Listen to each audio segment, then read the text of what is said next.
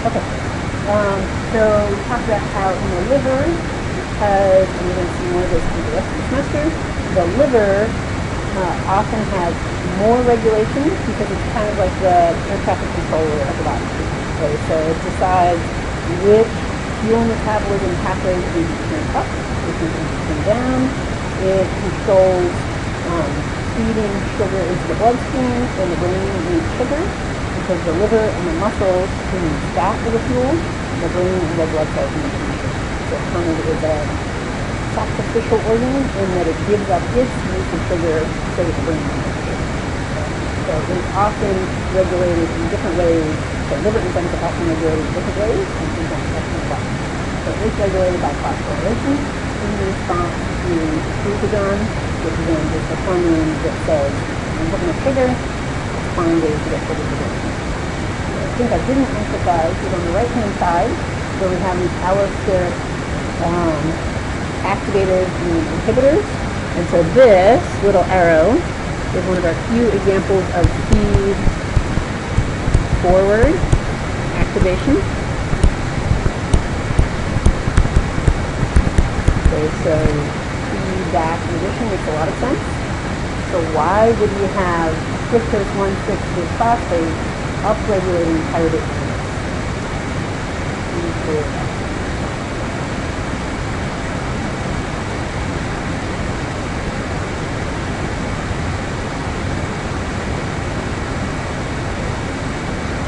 So if you're going to make fructose 1,6-bisphosphate, you hope that the enzymes downstream are ready to keep metabolizing with metabolism. Okay? And so fructose 1,6-bisphosphate, a little bit of it, again, so it's not like all of it is going to bind to pyruvate kinase, because then you would shut down flux, but a little bit of it will sneak away and go bind to pyruvate kinase and upregulate its activity to say, if flux turned down tight, get ready to make metabolism. So fructose 1,6-bisphosphate, feed-forward activated pyruvate.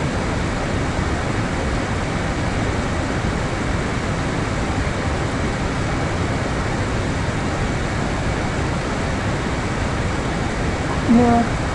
I mean, so for most of these modulators, say positive and negative modulators, they very rarely turn off enzyme activity or turn on an enzyme that is completely off. Okay, so the one case where you might say binary modulator turns it entirely on and turns it entirely off would be phosphorylation kinase 1. Remember, when it's binding to fructose 2,6-bisphosphate, that little modulator that really majorly upregulates phosphorylation kinase 1 and majorly inhibits fructose 1,6-bisphosphate. That one is a crank and dial way up or way down. Some of these others are just kind of tweaking the activity. So I'm not sure you would say turning on an enzyme that is off. It's more like it's upregulating an enzyme to make sure it's operating properly. So feed-forward activation and then feedback inhibition. So we haven't talked, I'm not going to talk about that pathway, except I will give you a heads up that alanine is the amino acid counterpart to pyruvate.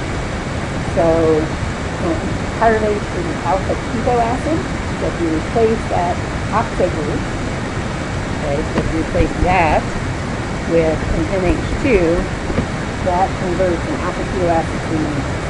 So pyruvate and alanine are kind of connected in this chain of elimination pathway. Except that how much alanine you have is reflective of how much pyruvate you have. So alanine will be a feedback inhibitor of pyruvate kinase because if you have plenty of alanine, that's indicative of a ton of pyruvate, which is going to need to keep things up. Also, ATP, long-chain fatty acids, for those indicate either abundant energy from glycolysis or from the citric acid cycle, or that you have fat available to you. So if you have plenty of fat, then you could down-regulate glycolysis and use fat in other tissues. Okay, so for all of these, I don't expect you to do every single modulator, but maybe just think about the kind of the big picture, what situations would upregulate or downregulate. And at the end of these slides, and we're not really thinking about this right now, we're thinking about the exam, but at the end of these slides, I have hopefully a nice set of tables of what are the key enzymes and are they regulated by allostery, are they regulated by having an isozyme, are they regulated by sequestering, so you can kind of put them in categories. Okay, so we finished the enzymes of glycolysis that really need to be regulated, but now let's think about the enzymes of gluconeogenesis that need to be regulated. Okay, so if we're at this kind of turning point with pyruvate, so pyruvate can go back to gluconeogenesis, it can go forward to the citric acid cycle, and so what's going to determine which way it goes? Okay, so as you might imagine, what's going to determine which way it goes is what else is available for energy source in the cell. So if we have acetyl-CoA, which we haven't talked about yet, which is the next downstream product if we were continuing pyruvate as a fuel source for the citric acid cycle. So if we have plenty of acetyl-CoA, then we could downregulate, so the acetyl-CoA will feed back to the pivot, its enzyme that makes it, so the pyruvate dehydrogenase complex, we haven't talked about yet, and it will upregulate pyruvate carboxylase to first bypass reaction with gluconeogenesis. So if we have kind of acetyl-CoA that's going to enter the citric acid cycle, then you might as well just send the pyruvate back to make it.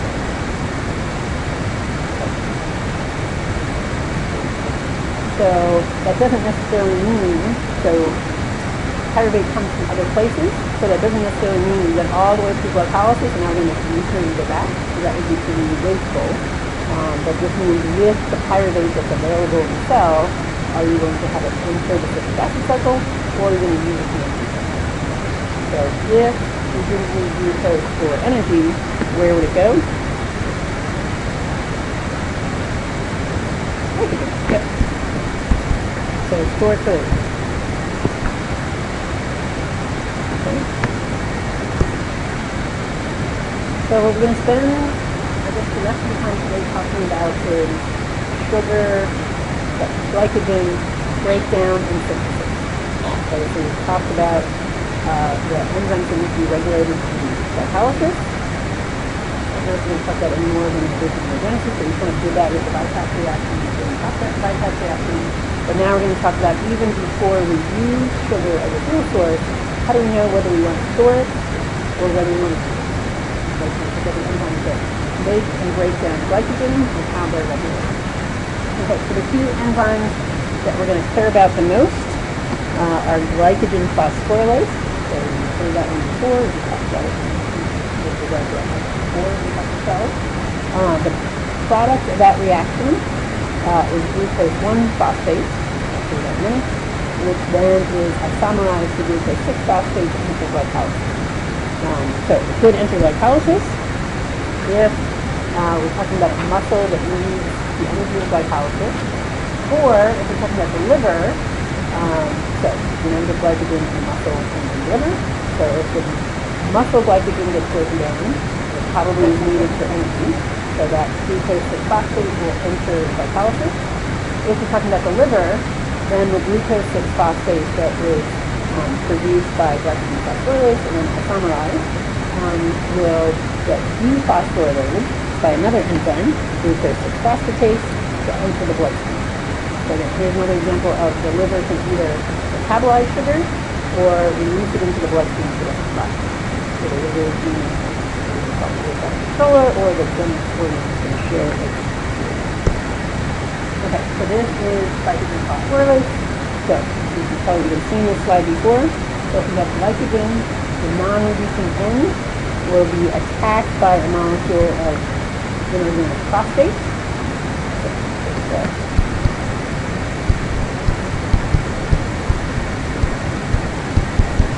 that's inorganic phosphate. So it will nucleophilically attack the carbon to release glycogen that's one glucose unit shorter. This is after C1 carbon. And that doesn't look like it's all that electrophilic, but remember that's what enzymes do. So the enzyme glycogen phosphorylase will hold the glycogen in such a way that that glycosidic bond is strained and ready for the glucose effect. Obviously, we need to be a base, so we put it in the procedure, but we end up with glucose 1-phosphate, which then gets isomerized to glucose 6-phosphate. Glycogen phosphorylase is the enzyme that breaks down glycogen, stripping off one glucose at a time, so that the glucose can be used either for fuel or for glucose. So, what happens though, so we have not just the non-reducing ends, we have these branch points. Right? So, glycogen phosphorylase will clip away from the non-reducing ends, but then eventually it's going to get close to the branch point and then it kind of gets stuck. So, the glycogen phosphorylase really only works in the linear strands. When it gets within 3 or 4 or 5 glucose units of the branch point, then another enzyme will come in. It's called the debranching enzyme. So the debranching enzyme will come in, and it will take off a chain of glucose molecules and stick them onto the end of the lineage. So that then glycogen phosphorylase is moving on.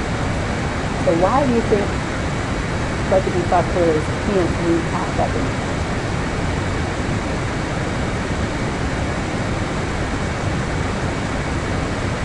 Okay, so it's a different type of linkage. I think that we know about enzyme structure.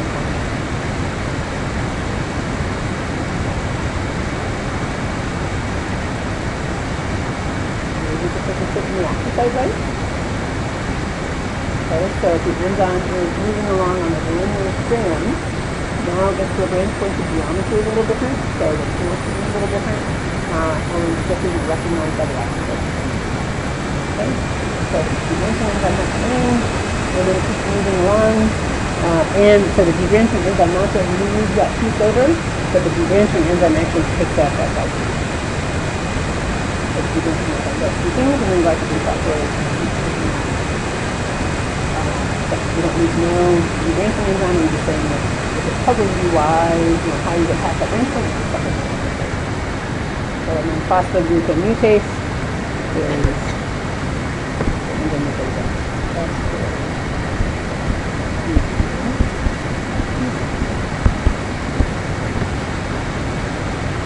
convert that glucose 1-phosphate to glucose 6-phosphate.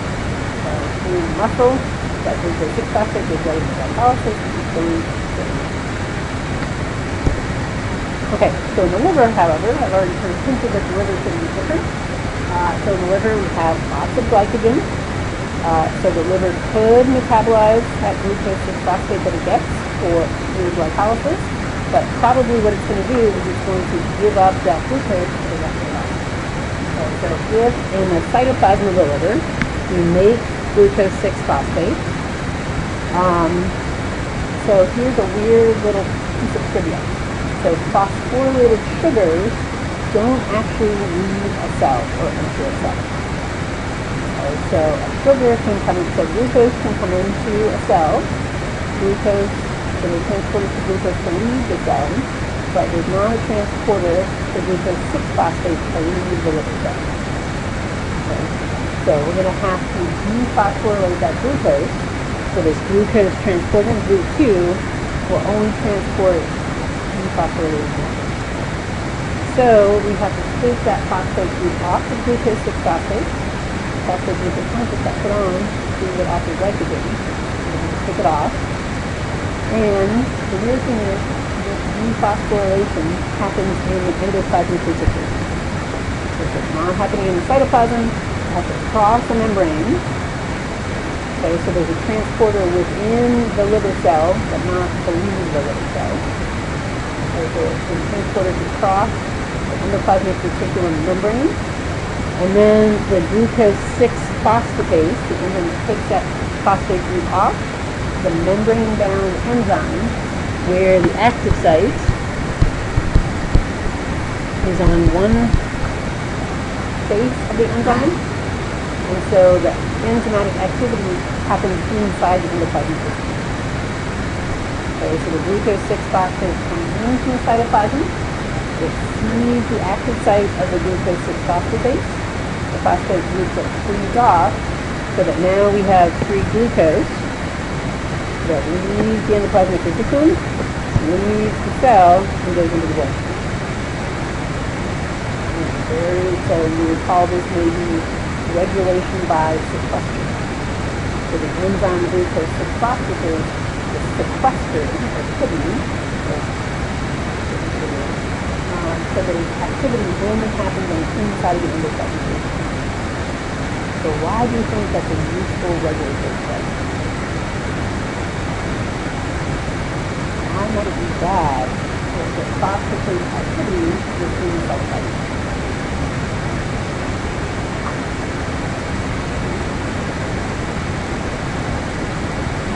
Right. So if you made glucose 6-phosphate at the beginning of glycolysis, the hexokinase, and then there was a phosphatase just kind of floating around in the same neighborhood, now the phosphatase would take off that glucose 6-phosphate, and the kinase would be like, I don't want that. Take it again, and so it keeps chewing up ATP to try to make glucose 6-phosphate, and there's a phosphatase that keeps trying to take it off. Okay, so hiding or sequestering this glucose 6-phosphatase in the inside of the endoplasmic reticulum means that the glucose 6-phosphate in the cytoplasm used for glycolysis isn't compromised. So it's hiding activity that is only happening in the endoplasmic system. So of course the glucose 6-phosphate you only need sugar in the blood, take the phosphate group off, and so the assumption is it moves pretty quickly from the inside of the endoplasmic reticulum into the blood. So whether the ER is near the cellular membrane, maybe. Okay. It also gets transported to the cytoplasm, but doesn't actually leave the cell. Okay, makes sense? Okay, so that breaks down the glycogen. Now we're going to talk about making glycogen. It's not that complicated. I'm only going to emphasize a couple of key points, hopefully. But to go from glucose to glycogen, just to add one monomer of glucose, it's going to take us several enzymes. I'm not going to talk about no all of them. But the first step is phosphorylating glucose. So remember, there's two enzymes that do the same activity, and those are called isozymes. So we call it hexokinase if the downstream product is the catalytic glycolysis. We call it glucokinase if the purpose is making glycogen. It's the same activity, but it's different products. Okay, so glucokinase will phosphorylate glucose, not for glycolysis, but to ultimately make glycogen. And this only happens because it happens in the liver. So we're going to make glucose 6-phosphate. We're going to do this weird, make this weird sugar nucleotide. We're going to attach the glycogen to a we're going to attach the glucose to a glycogen at the wrist. Eventually it's going to So before we talk about the key enzymes that I want you to know about, we'll talk about this husband and wife pair. So Carl and Judy Cordy. Okay, so the Cordy cycle. So what's the Cordy cycle?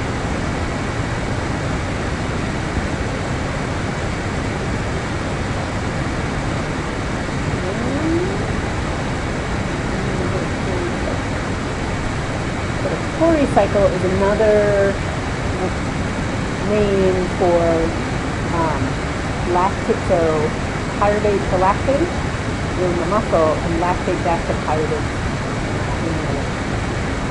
The Cordy cycle is recycling lactate back into pyruvate. So remember, in rapidly, so an anaerobic muscle, in order to keep glycolysis going, we're going to shunt pyruvate off to lactate so that we can regenerate energy plus and remove pyruvate from the equation so that glycolysis will continue.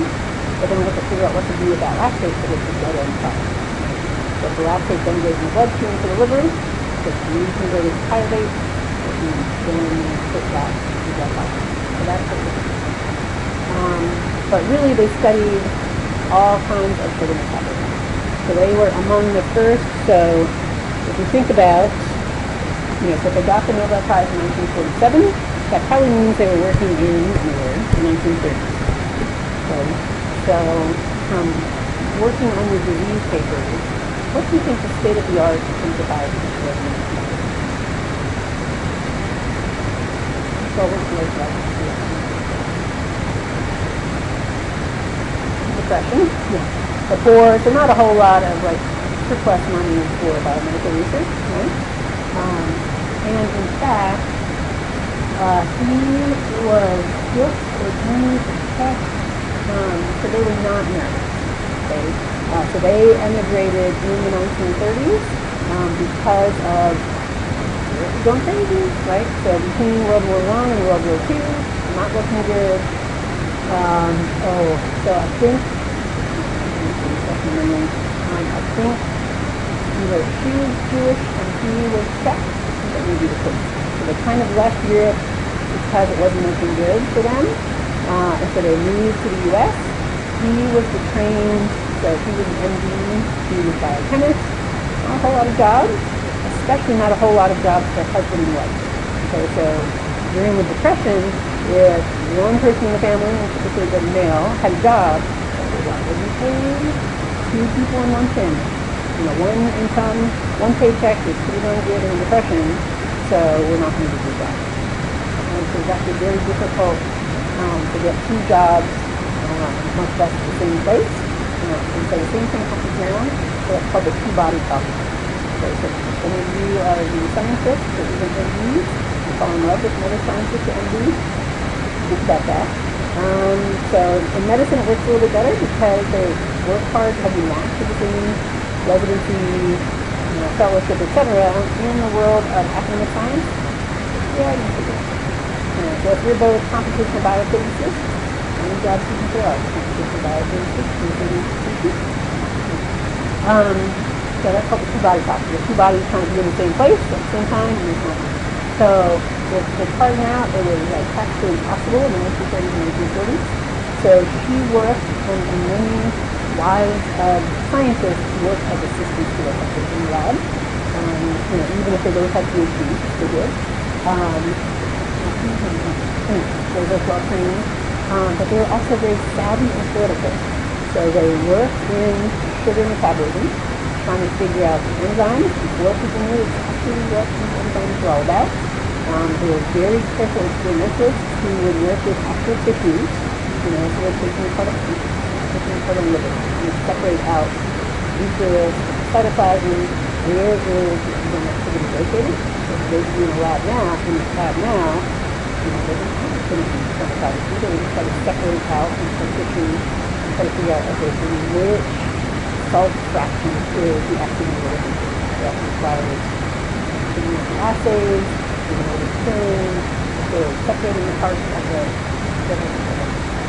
They were very political and savvy in that as they started publishing, and I don't know why they were so smart, but a lot of husband-wife pairs, all the publishing was done with the husband's name on the paper and the wife's name on the paper.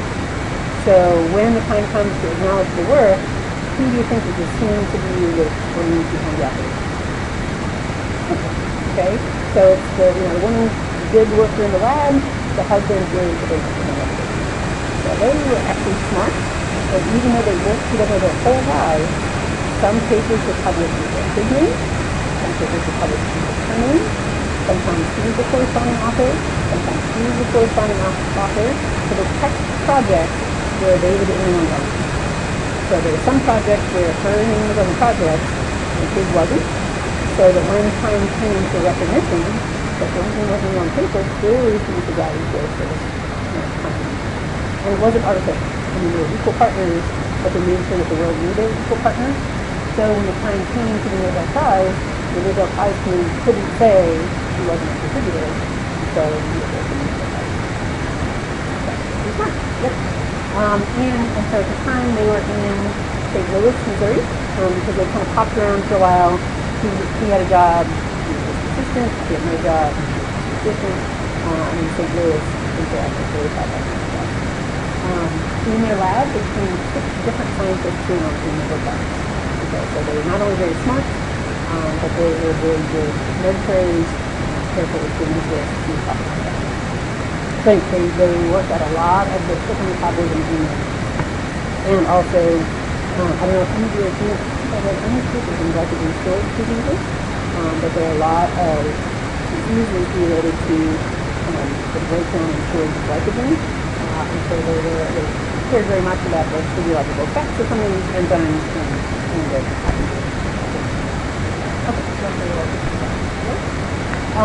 so if the first step, okay, so this is glucose 6-phosphate. So the first step in glycogen formation is phosphorylating that glucose. Now we need to so that's not a very good, so we're going to have to activate this sugar phosphate for the glycogen synthase. Okay, so the way we're going to activate it is by making a sugar nucleotide, and it's kind of a weird way to do it. Okay? Especially because I've already told you that phosphate groups tend to be good leaving groups already. So if it's already a good leaving group, why do we have to activate it first? I think we're going to do that. Okay? So we're going to see that we're going to make sugar that's attached to 2 phosphates and a nucleotide. I don't know why that sugar dinucleotide, so that diphosphate sugar nucleotide, is a significantly better leaving group than the phosphate is by itself. So that's the way we can do it. So the sugar phosphate, the glucose 6-phosphate, is going to attack the alpha phosphate of typically uracil triphosphate. Attack the alpha phosphate, the pyrophosphate is going to leave, and we have the sugar with the phosphate that was there, plus a UMP, the uracil monophosphate. So now we have the sugar, 2 phosphates, and the uracil.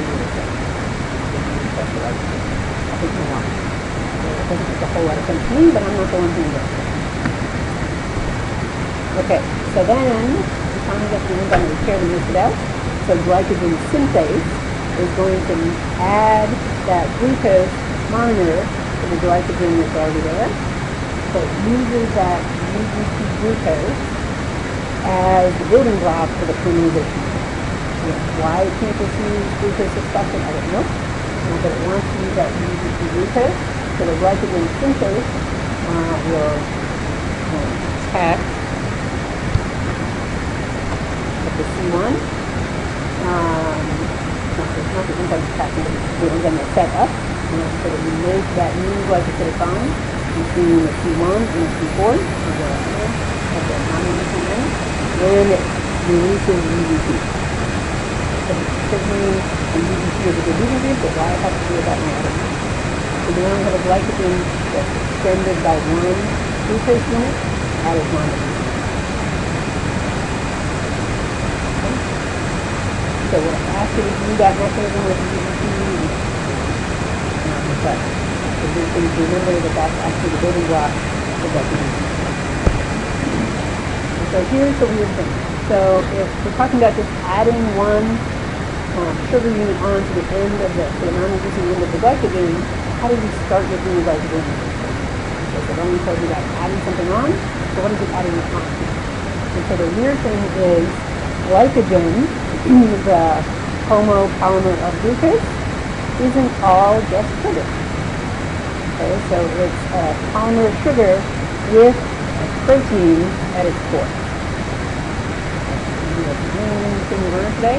So glycogen has a protein at the core of it. Picture there. Yep. So that's our schematic of glycogen with all the branching and the non-reducing ends. So even though we said that there's a reducing end, the end of the glycogen, that's just not true. There's a protein at the core of glycogen.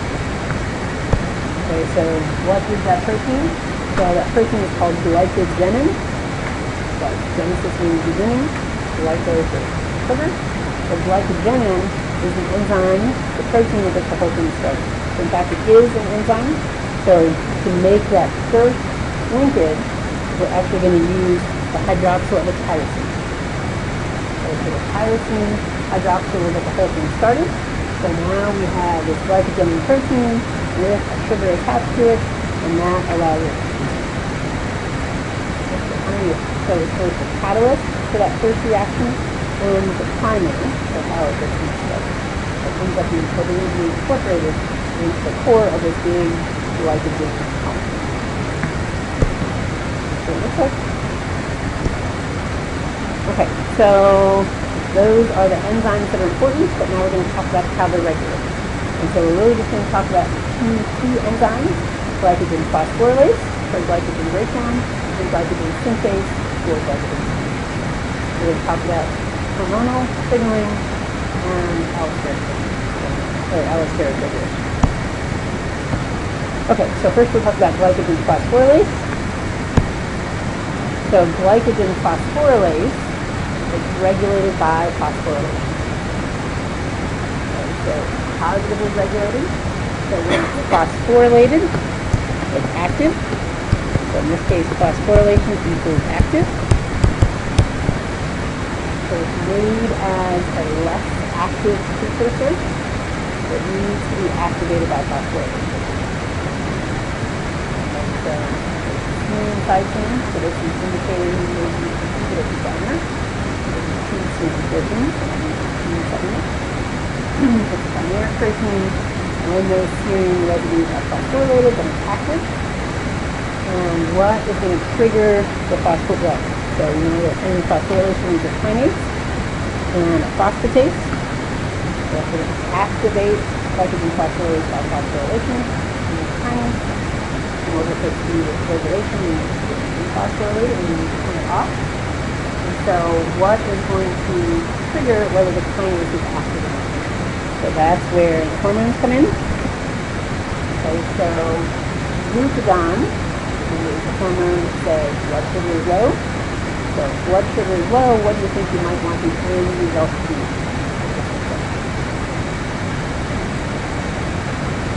Breaking down glycogen, get more glucose, right? So this goes back to that problem as well. So if we have low blood sugar, we want the liver to break down glycogen. So we want that glycogen phosphorylase in the liver to be phosphorylated so it's more active. So in the liver, glucagon will activate glycogen phosphorylase. In the muscle, so we're going to have slightly different regulation in the muscle versus the liver. So in the muscle, we're not necessarily going to be activated by glucagon. The muscle isn't really paying attention to blood sugar levels. The muscle is paying attention to adrenaline. Okay, so if adrenaline is going to signal we need to get energy to muscle. So adrenaline will also upregulate phosphorylase kinase so that glycogen phosphorylase is active.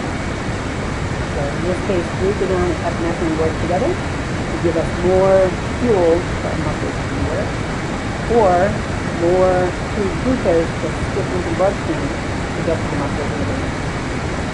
Okay? Also, high AMP indicates that our ATP levels are high.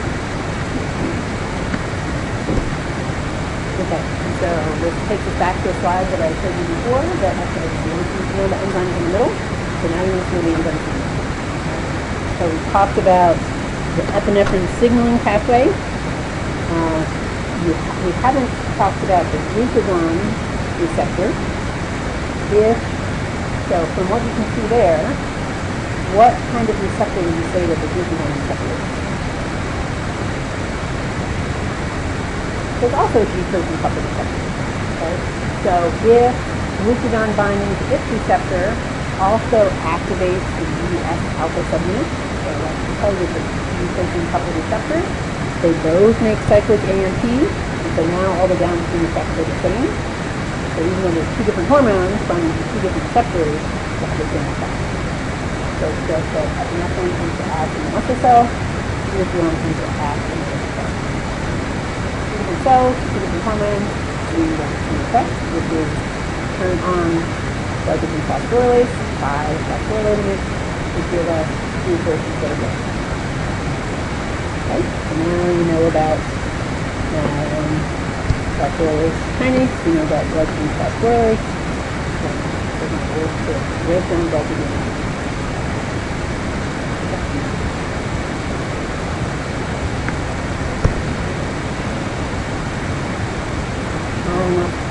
Add old stuff on the brain. So glycogen phosphorylase. Okay, so glycogen phosphorylase is going to be activated when it's phosphorylated. Now we have to think about deactivating. Okay, so the kinase will phosphorylate it to turn it on. We're going to have to use a phosphatase to dephosphorylate it to turn it off in response to blood sugar levels rising. Okay? Or just glucose levels rising in general in the liver. In the liver, so maybe you noticed on the previous slide back here that phosphorylase E less active. I was just paying attention to the little discs and said, why is that in the cartoon? So these little discs are allostery sites. The regulatory site on each subunit. So we don't have separate catalytic and regulatory subunits. It's just a regulatory site on the protein. And it binds glucose. Okay, so when glucose levels rise, you probably don't need to keep breaking down glycogen to get glucose. So again, this is the condition.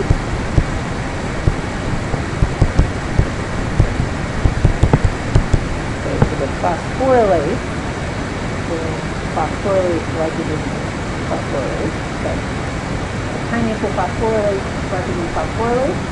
Now when glucose levels rise, they will bind directly to that glycogen phosphorylase, cause a conformational change, right? And what the conformational change does is it kind of exposes that phosphorylated serine residue so that the phosphatase can come in and take it off. Okay, so the conformational change that's triggered by the allosteric activated binding will make it easier for the phosphatase to take off that phosphate group and turn down the activity of that phosphate. So either the presence of glucose or the presence of insulin, which again is the hormone that indicates that the blood sugar levels are going. So either direct contact with glucose or hormonal activation will activate this phosphatase that will turn down the activity of phosphate.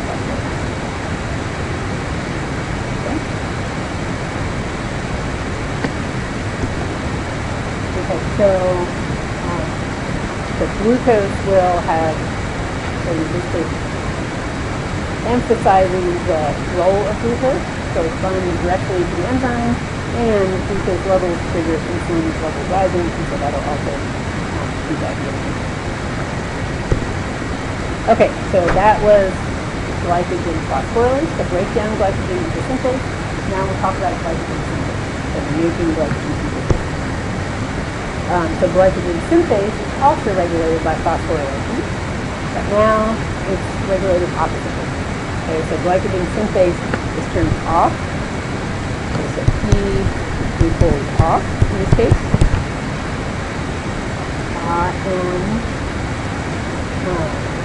So hopefully this makes sense. So that phosphorylation will turn on one enzyme and turn off the other enzyme. Those enzymes have opposite effects. So we can use some of the same pathways to turn one enzyme off and the other one on.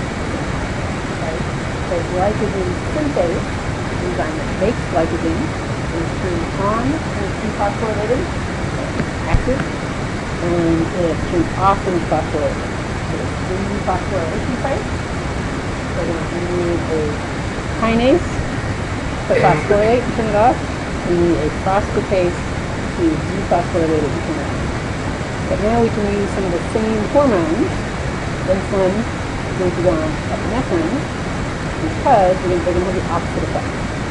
Okay, so glucagon and epinephrine, remember, are going to result in cycles of P, the protein kinase, turning off the phosphatase and on the kinase. So the same kind of hormones related to sugar metabolism is energy needs. So sugar metabolism hormones being insulin and glucagon, energy need hormones. Also, if our glucose levels are high, we want to dephosphorylate the enzyme so we can make glycogen from surplus glucose. Unlike with glycogen phosphatase, glucose levels are going to off. Hopefully you can see that the regulation is parallel, but it's not. Okay, so how does insulin affect glycogen synthase kinase and regulate glycogen synthase? Okay, so again, this is a slide that I showed you and said, you don't need to know all these enzymes, but now you need to know them all, but you should recognize them. Okay, so the insulin receptor, what class of receptor is that? So it's a tyrosine kinase, an enzyme receptor, right? So it's going to become self-phosphorylated. Then it's going to phosphorylate the insulin receptor substrate.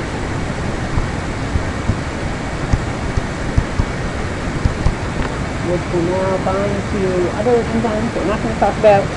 But now that this protein kinase B will phosphorylate glycogen synthase to turn it off.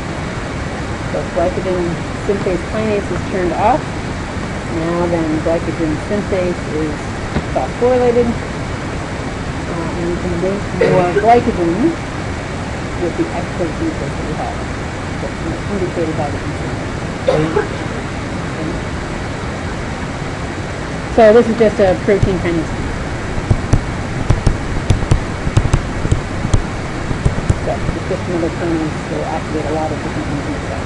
So kind of this part, you don't need to know all that is, but just know that phosphorylation of the insulin receptor substrate has a downstream effect on activating glycogen synthase.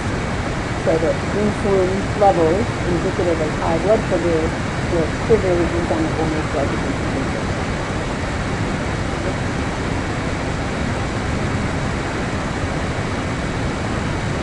So turning the glycogen synthase kinase off also turns off, so we'll turn off the phosphorylation of glycogen synthase so that it stays dephosphorylated and active.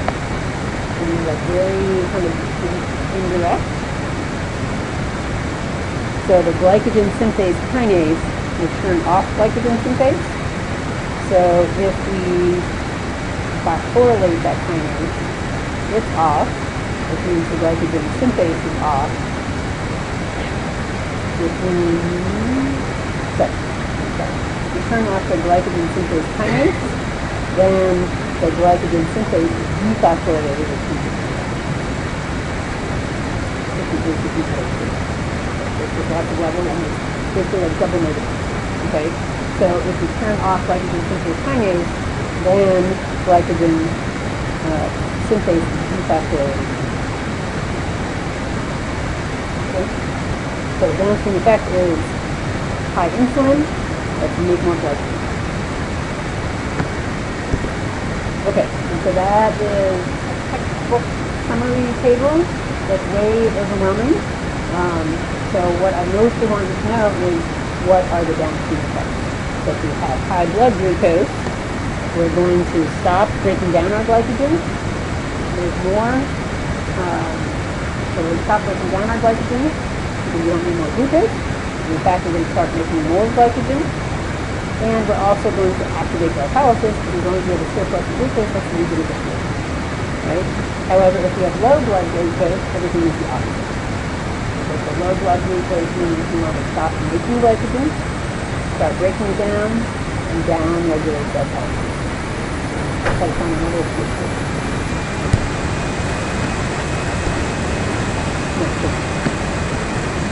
Slightly more obvious here.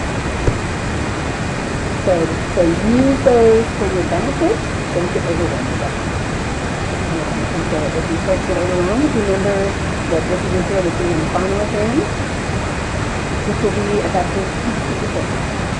Okay, so the final exam will be ACS multiple choice, which is and then my part, which is not multiple choice, but what I'll emphasize is sort of putting all the pieces together for the whole thing. Okay, so the pieces being put together means what would be some of the downstream effects of insulin levels, not every little detail on each of those enzymes. They want you to appreciate the big picture more than get bogged down with across any one of those individual steps. Okay, so we'll talk after the exam about sort of what are the important, how to think about the big picture. And so, again, big picture, muscles are consumer users of glucose.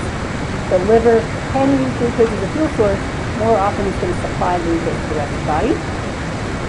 So the liver is very adaptable to what fuel is available. So in fact, liver enzymes have short lifespans. So the turnover rate, so kind of the lifespan of an enzyme is shorter in the liver, and that's another way that the liver is really adaptable. So if you have an enzyme that sticks around for a long time, you have to regulate it more. Okay? And so if you just chew it up and it has a short lifespan, or if the messenger RNA has a very short lifespan, then you can make new proteins when you need them, and it becomes necessary later. So liver enzymes have a rapid turnover. Liver enzymes are often also used medically to measure what's going wrong. So if you have high liver enzymes, that means your body's trying to have a certain category. Your body's trying to respond to something that might be lacking. Okay. Okay, and so then there's a couple of slides from the textbook on what happens in different kinds of organs. So we'll come back to this as we reach the final exam, but the big picture is the liver is going to respond differently from muscle. Okay, so muscle is a user, liver is both a user and a supplier, and so some things are going to be different. Depending on what the fuel source is. We'll talk about insulin, we'll talk about insulin more as we review the final. So here's my little tables of different enzymes and how they're regulated differently. This is not the textbook, this is just me trying to organize my thoughts, which might be helpful to your thoughts. Okay. So, I know that was a lot of things you don't really think about yet. We'll do that again. So we'll have a review session at 5:15. Remember, so exam on Thursday, no class next Tuesday. I am going to, especially now that I have my laptop back, I will record a lecture. So the next lecture in, that we wanted, so essentially there's 3 lectures left. And we would have 3 classes left if we weren't taking off next Tuesday. So the next lecture that we would do would be the citric acid cycle. So that is pretty well explained in the textbook. So I'm going to record my lecture on the citric acid cycle, so kind of half citric acid cycle and a little bit of fatty acid metabolism. So I'm going to record that and ask that you look at it after the exam, sometime over Thanksgiving break, hopefully when you're not so tricky and falling asleep anyway. Then I'll give you a chance to ask questions when you come back, but I'm not going to give that lecture. I don't need to do this, it's a little bit risky. I think some of you have seen the citric acid cycle lots of other places. So hopefully, even if you haven't, my recording will be there. If you have, it hopefully will be a refresher. Also, again, after this material, we're at the final exam, in which case it's a little bit more superficial, big picture. And so hopefully you're not at a disadvantage if you're watching the recording instead of, okay? So we'll try this. So I'll ask for you for that. Yes, please. So everything I did today is not only in my book. Forgive me. Okay, I'll see some of you at 5:15.